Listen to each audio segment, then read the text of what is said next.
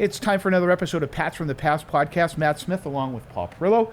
Pleased to be joined by number 28. Can you believe that? Number 28. It is great to see Corey Dillon here. Corey, thanks for joining us, man. Thanks for having me. Really appreciate it. It's great to see you. It's been a while. I know you came back in December, Right. I think last year. You're here today. You're going into the Bengals Ring of Honor or Hall of Fame. It seems like you're reconnecting with the franchises that you played with, and that's got to make you feel great. Yeah, it's been a long time coming. I kind of went off the the reservation, so to say, for many years. So just getting back and coming back around the organization, it's a good feeling. So full disclosure, we did try to get you in December too. That's one of our few failures. Yes, now, right? Yes, you're right, Paul. We didn't get him the first time around, but it is great. I would echo what Matt said. We're going to get into the 2004 season, but that is one that I think has a special place in the heart of a lot of people in this area. That 2004 team was a special team, and I'm really looking forward to getting some of your thoughts. Oh man, it was great to be a part of that team, man. There's so many Hall of Fame caliber players on that team. It's crazy. That's one of the favorite teams out of my whole career I played for. And dude, I had a great time. That was one hell of a run. So let's get to it. It's April. It's before the draft. Right. Were there conversations going on? Did you think that was a possibility, or did it catch you off guard, Corey? No, man, to be honest, I'm at home. I'm thinking like worst case scenario type things. So I'm thinking like, man, I may have to sit out a year or whatever. I think the Raiders was real serious about bringing me in, and that was my first option, and that's what I was thinking. Like, man, I might be going to Oakland. So to actually get the call from my agent was like, and he told me like this. He was just like, pack a bag. We're going to Boston, and I said, for what? I'm like, for what? What we going to Boston for? And he just told me, man, shut up. Just pack a bag and meet me at the airport. So actually coming down here and meeting with Bill and Scott Pioli, man, we had a great conversation, and it was simple, man. It didn't take that long. It was just like, hey, you know what? Do you think you could play for us? I said, absolutely. We shook hands, and that was it, and the rest is history. So at the end in Cincinnati, we were only watching from Right. afar, so we're seeing the highlights, we're hearing the Right. the chatter, and we were like, well, does this guy really want to play? But it got to the point where it was so bad for you with that organization that Right. you felt strongly enough, as you just said, that you thought you might just sit out rather than play for them again. It must have felt like a rebirth to come here and play for the Patriots. Oh, dude, it was so refreshing, just coming from the situation I came in. We were at odds ends about just what transpired that whole year. So, you know what, I'm coming off an injury, and just some of the stuff that was going on during that year, I mean, just compounded the situation. So actually to get a fresh new start and actually come to a organization that winning is everything, I embraced that. That's what I wanted to do. Did you have any preconceived notions? I mean, it feels like it's almost like a get-out-of-jail-free card for you. Maybe Yeah. you would have accepted to go anyplace. Post-it bill. Yeah, okay. But here you're coming to the defending Super Bowl champions. You don't know anything about the organization other than they're the defending champs. What was your feeling coming in?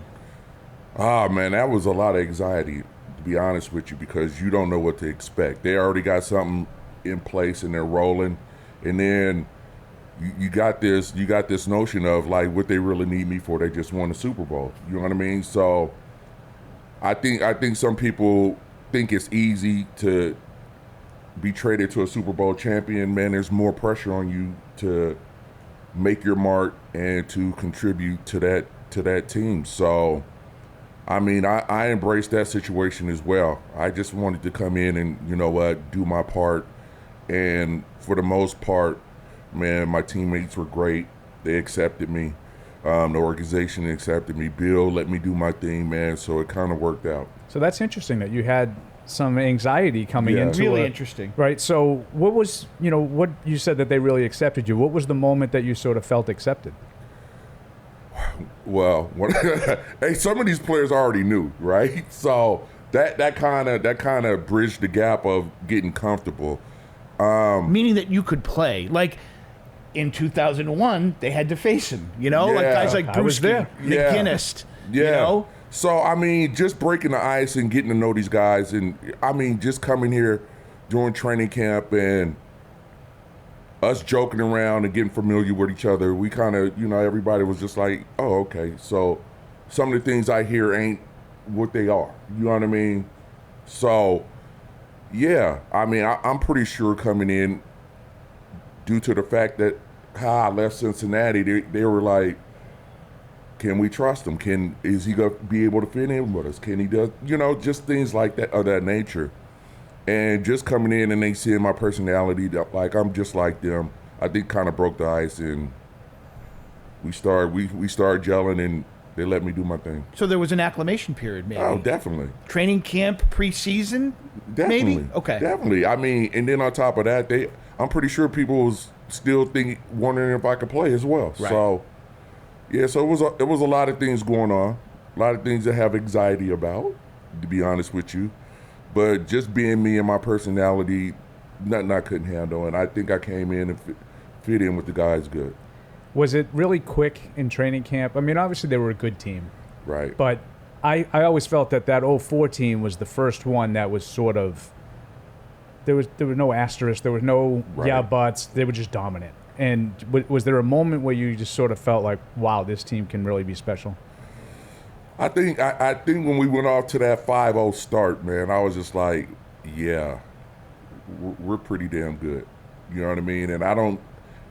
Only way we lose is if we beat ourselves, type thing. And I kind of felt that, because we're dominant on defense and we got great players on offense. So I really felt overall, only way we lose is if we beat ourselves and make mistakes. So.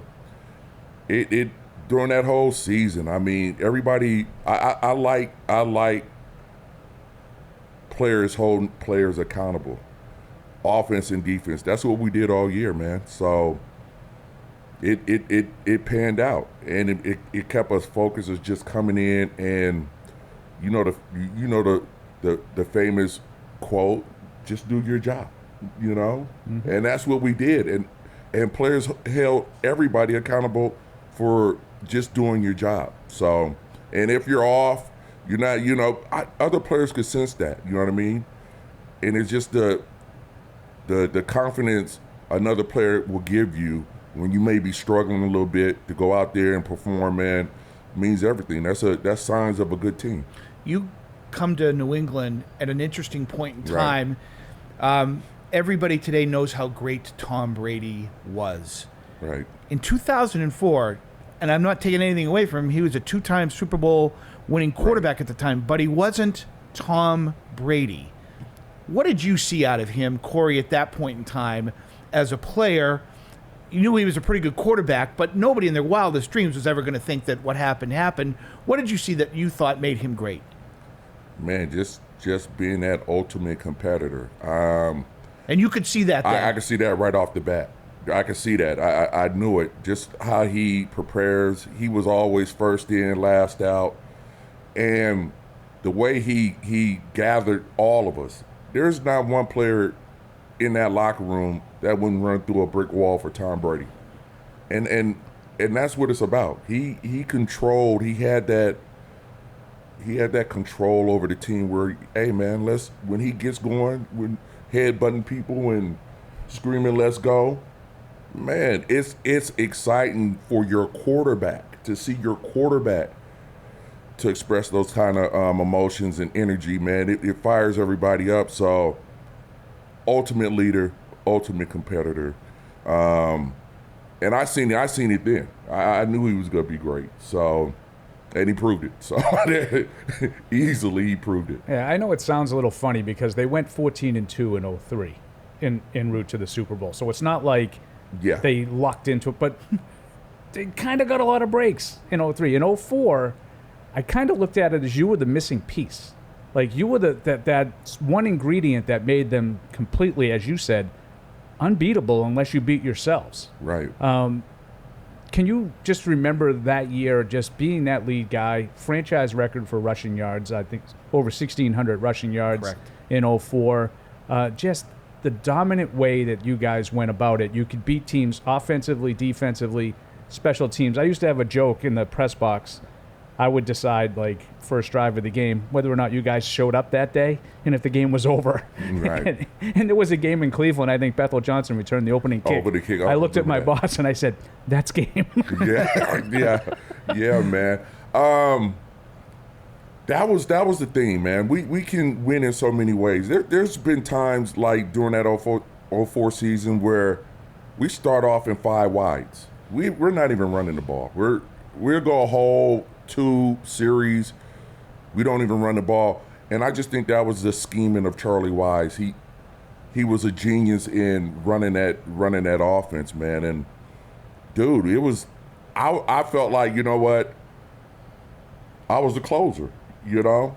Absolutely. In so many ways, like in those grimy games, like you need those tough yards. That's where I showed up and showed up big. So, yeah, we had a variety of ways of winning football games, and just knowing that, you know what, at the end of these games, like that late third quarters and the fourth quarters, I show up big and they gave me the ball. They let me go, and I ran with it. What was the nickname that Brewski? I don't know if Brewski's the author of the nickname. I think he is. What's the nickname?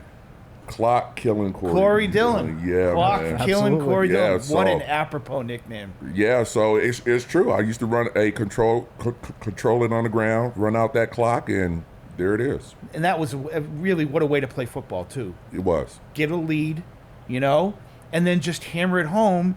Trust your defense. Right. That's a pretty decent recipe for success, isn't it?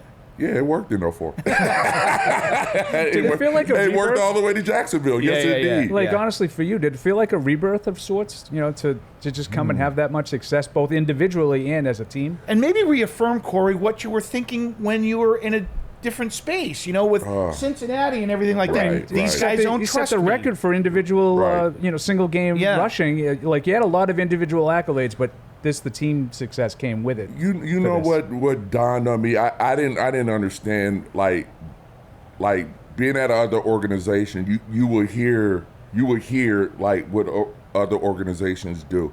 So I never knew what the Patriot Way was. I didn't get that. I was like, what is that? You know what I mean? Like, I don't know. Is that a code? What's going on? Like, and you would hear that from other players because. I mean, I grew up, I'm from Seattle. I know Lawyer Malloy, and I've been to Willie McGinnis and all these guys before I got here. So me actually coming over and like, in the narrative out there before I even got here, oh, he'll never fit in, it's the Patriot Way. I was like, I don't even know what the hell that is, to be honest with you. But getting over here and seeing it firsthand, and figuring out what it is, it's just a guy doing his job. You know what I mean? Going out there playing the right way. And I think, Paul, certainly in that era right around there, Bill had a tremendous amount of success with picking the right, like not listening to the narrative. Oh, Corey Dillon's going to kill your team. You don't want to bring him in. He's a bad apple. You know, he's a killer for your team. Right. You know what? Let me see what I can do with Corey Dillon. Have a talk with you man to man, and as you said, let me just do my job. Right. When you look back at that, do you think that that's part of Bill's genius? You know, I think so. Treating a player like a player. Exactly. Listen, one thing about Bill is, hey man, if you out there, you're doing your job, he's not gonna really, he ain't gonna mess with you. Only time he's gonna deal with you is if you don't know what you're doing. You know what I mean? And for the most part, he let me come here and grow. Me and Bill had great conversations, you know. I knew what I was doing. I knew my assignment, and I prided myself on going out there and executing that part of it. So it wasn't really nothing else really to talk about other than X's and O's and preparing me for the next situation. It was never no negativity whatsoever. So, and he's like that with every player. As long as you're doing your job, he's not really good. There's nothing to be said. So earlier you said something about that team being so talented. You realized the only way we're going to screw this up is if we beat ourselves. Right. They had that late season game in Miami Oh wow. The Monday night where, game. where you guys basically did exactly Hey that. man, I see my image going on that trailer, man, and it went away quick, man. Hey, so yeah, I remember that game. And since I retired, man, there's always something with New England and Miami Yeah. that goes wrong. Yeah. You know, so House of Horrors. Weird games. weird games. Yeah, we're down there. I don't know what was we? We were 14-1. Yeah. Yep. 13-1. Yeah, well, you had one loss. I know. Yeah. that. Yeah, we were one loss. 12, 13, whatever. And Monday night. Monday Yep. night, we're controlling the game. Everything is going good, man. And just weird stuff started happening, man. It just interception here, fumble here, and I'm just looking like, wow. But I tell you what. I think honestly, I don't like losing. I hate losing. But I think we needed to lose that game to reset and get back focused. Because I mean, when you're running through the season and you're 13-1 or whatever, you can get a little complacent. You know what I mean? And I think Bill used that game, prime example, to reset us, get us back where we need to be. That following week of practice was, oh my God. I can only imagine. I was just like, I don't want to lose again. You know, that part of it. So it got us set up for the playoff run. I think, Paul, a lot of fans will look back, and I don't know how much argument there is as to what the best Patriot team of all time is. I'd certainly, my 04. vote would be the 04 team. That's my vote. Right. 04. But if you think about that in the year, and Corey, a lot of this happened on the other side of the ball. Ty Law goes down. Right. You know, Asante goes down. Troy Brown is playing defensive back. Earthwind, Moreland, you know. Right. Guys are just coming out of nowhere, but they're making plays, and they're being put in a position where maybe they're not getting exposed or anything like that, and the team is coming around you to try to cover up some of those places. That was a pretty remarkable part of that team with some of the difficulties that you had from a personnel standpoint. I mean, and that's just the brilliance of the players we had. We're, you know, could switch. Like, who would ever thought Troy Brown can get over there and play corner? Right. You know what I mean? That's who would think of that? What coach would think of? You know what, Troy? We need you at corner this week, and had a confidence of putting him in there and letting him play corner. I think overall, what was real underrated is we had a lot of good players, versatile players. I think that's what Bill likes. Players that are versatile and can do many things. And that's kind of a genius move. We're going to just take Troy Brown and make him play corner. And then for the most part, Troy went out there and held his own. So, and that shows what kind of player he is. You know what I mean? So, but I think that team, and like if you start going through this whole walk of dynasty, I think some of those players, I think that 04 team is underrated because people didn't know the caliber of players we had. I did. I knew. I worked with them every day. Right. So Corey Dillon's an All-Pro, okay? And you were in Right. the Pro Bowl that year, an All-Pro. Right. Everybody knows who Corey Dillon is. Here's a guy who I think goes under the radar for a lot that really emerged that year, and that's David Givens. Like, who's David Givens? You know? Right. And who's David Givens? David Givens was a hell of a player in that system, wasn't he? Absolutely. I mean, he stepped up big when Branch went down. So, and that's what I'm saying. We had so many talented players on that squad. Like when somebody get hurt, somebody will step back up and fill that void until they get back. I think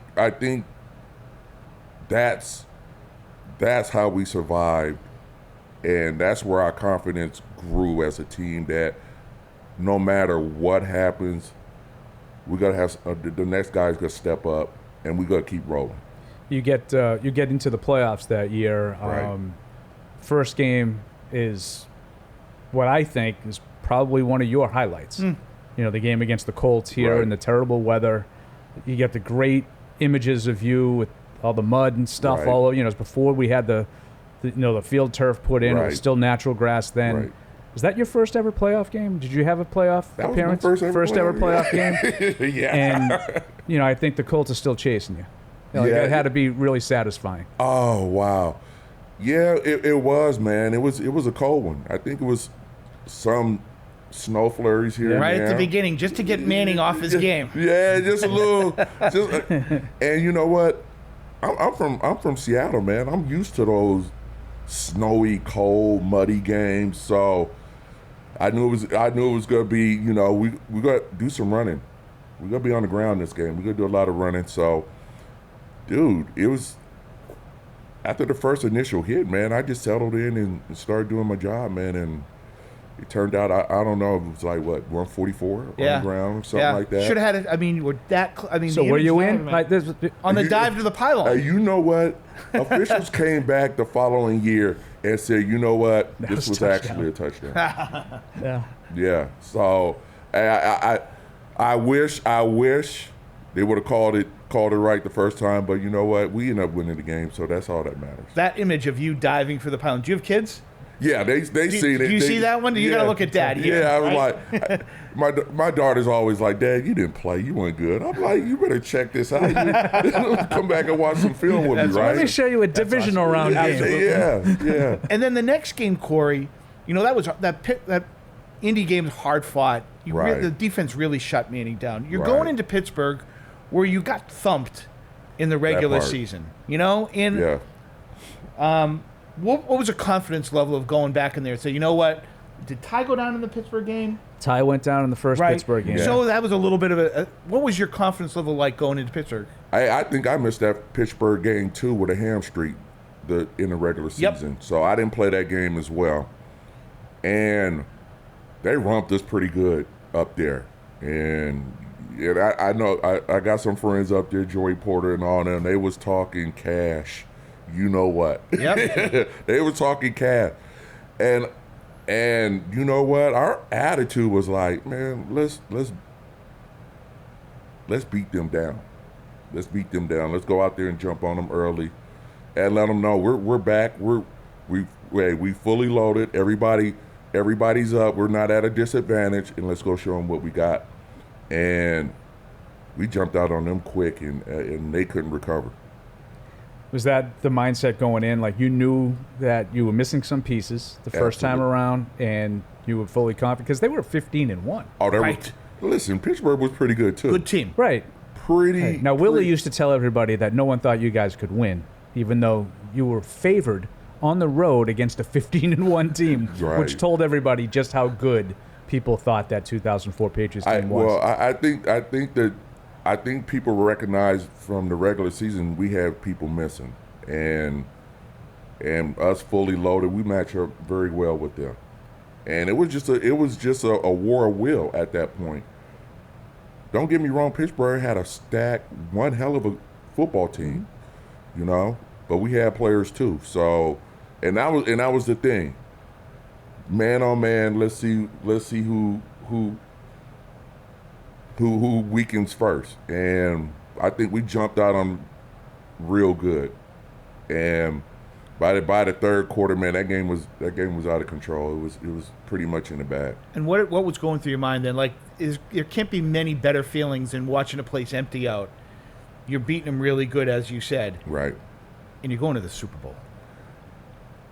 My first initial feeling is they used to kick my butt when I played for Cincinnati.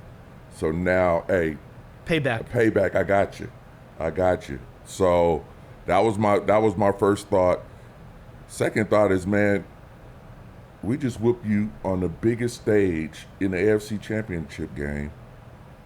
After all that was said, all that was done in the regular season, all the talking, we kind of killed that noise too, and then we're off to the Super Bowl. It gets no better than that. It gets no better than going up to Heinz Field, beating them on their home turf, and earning the berth to the Super Bowl 39. What do you remember about, that period heading into Jacksonville and getting ready to take on the Eagles? I just couldn't believe I'm there. You know what I mean?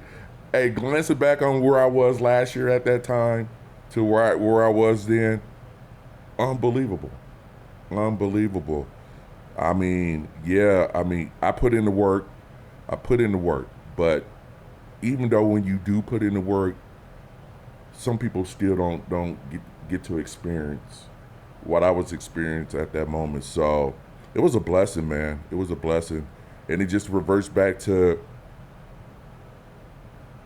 that handshake between Bill and me and Scott Pioli. Like, that's what it goes back to. You think you could play for us? Yes, indeed. So to come full circle in that, Corey, you know, Yeah. there's people, they're doubters. Right. People questioning you. Could it happen? Not only did it happen, but you end the year with a Lombardi trophy in your hand. That's got to be pretty satisfying. Oh, man. What a feeling. What a feeling. I mean, if you just coming back full circle, like from the year before to the end, and believe me, there's gonna be a lot of naysayers for the rest of your life. You know what I mean? That's just natural. But to go through what I went through, and then the very next year be holding up the trophy says it all. You know, I think that kind of killed a lot of misconception out there about who I am and what I can do. So now moving forward, you start the 05 season looking, to win 3 in a row for a Right. three-peat. Obviously hasn't been done. Yeah, Kansas City's going to try to do it this year. it ain't gonna happen. Why? Why? Because it's never happened. It's never happened. I don't. Everybody's shooting for you. Did you get that? Did you get a sense that you were getting everybody's best shot? Absolutely. I think the 04, we were getting everybody's best shot. Honestly, everybody's best shot. And I think the consensus around the league and to most, like, you know what? We're tired of seeing them win anyway.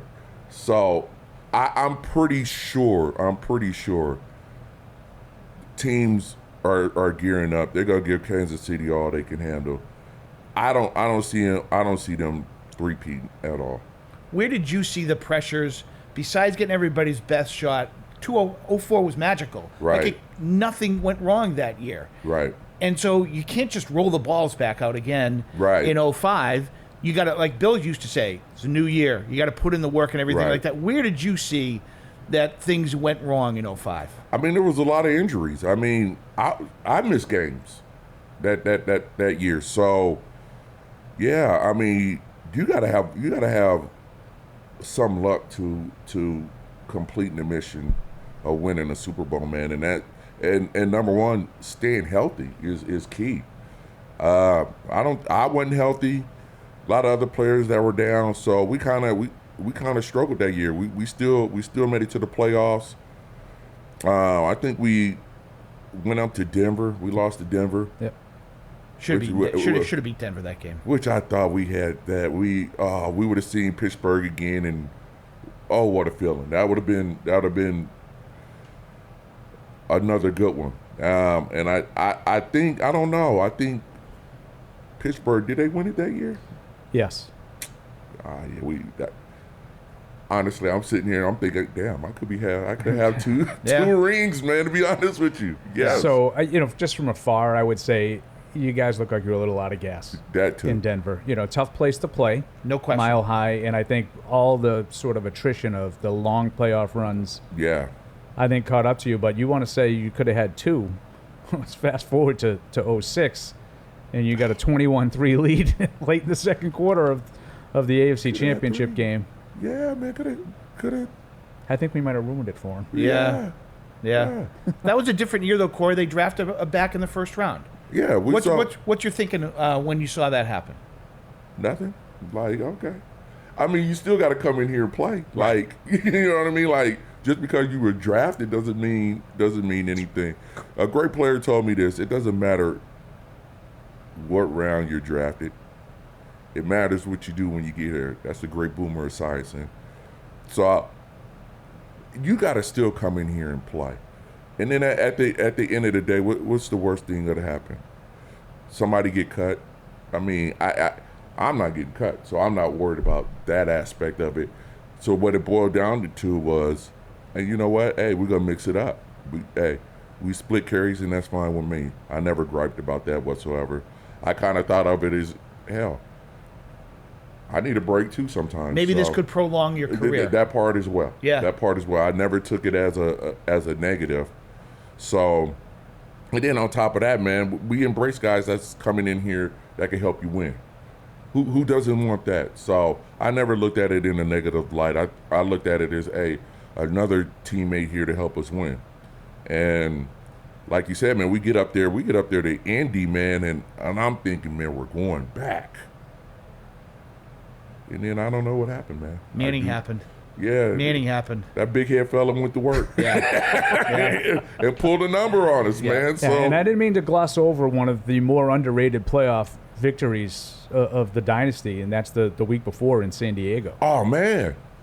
I think LaDainian's still mad about that one. I don't blame him. Man. No question. That was a really good team. We weren't supposed to win that game. Nope. At all. And I think they were the favorites to win it all. They were 14-2. Yeah.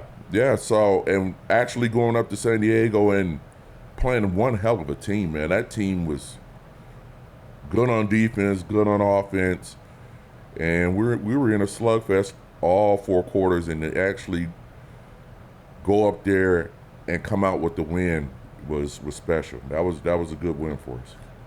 Corey, I don't want to trivialize it because I think when you say that you're a part of a trivia question, it trivializes the accomplishment. Right. But Paul had mentioned this earlier. I don't know how many Patriot fans right off the top of their head go, oh, single season rushing record, Corey Dillon, 1,600 yards. That's a hell of an accomplishment and one you must be very proud of to see that record still stand today. I'm proud, man. I'm just proud to be a part of the history here, man. That's what I'm proud of. I always got the attitude of records are meant to be broken, which they are. Some young stud will come along in here and eclipse that. But you know what? I'm gonna cherish it since I got it now. You know, so it was great, man. It's a reflection on that year, who I played with, the people who was around, the organization, and to cap that great season of rushing off with a Super Bowl, man. That's everything. That's something I never forget. Never forget. Yeah, as 06, obviously a very disappointing, we just talked about it, very disappointing end. Did you sort of have an idea in your mind of what the future was going to hold for you? Yeah, man. I just had enough, I think, at that point. Like injuries were starting to pile up. Yeah, I'm getting older. I was like 32, man. I was in my early 30s, I mean. And I'm thinking, man, I already gave so much to this game. I mean, and in my mind, what more can I do? Or what more do I want to do?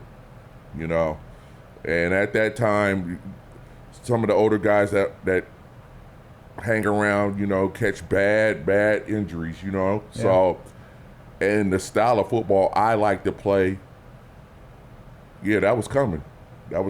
So I just thought to myself, like, man, this might be the best time to shut it down and go figure out something else to do with your life. Which is what? What are you up to these days? I think fans would want to know. Man, I'm trying to fix this hook I got in golf with the driver. Hey, I get a hold of it. I mean, for the most part, I'm putting it out there 300 plus. But sometimes I have these snap hooks. So that's the thing on my agenda lately, is fixing that hook. And then other than that, man, I'm just living the easy life, man, and just get my kids through school and things like that. Just a normal life. That's the way it should be, man. Yeah. That's the way it should be. Right. And then to be able to come back here, I know you're going to be out and fans are going to see you practice, but I think people are going to kind of do a double take, Paul. Because unlike a guy like maybe Teddy, Troy's still on the staff. Yeah.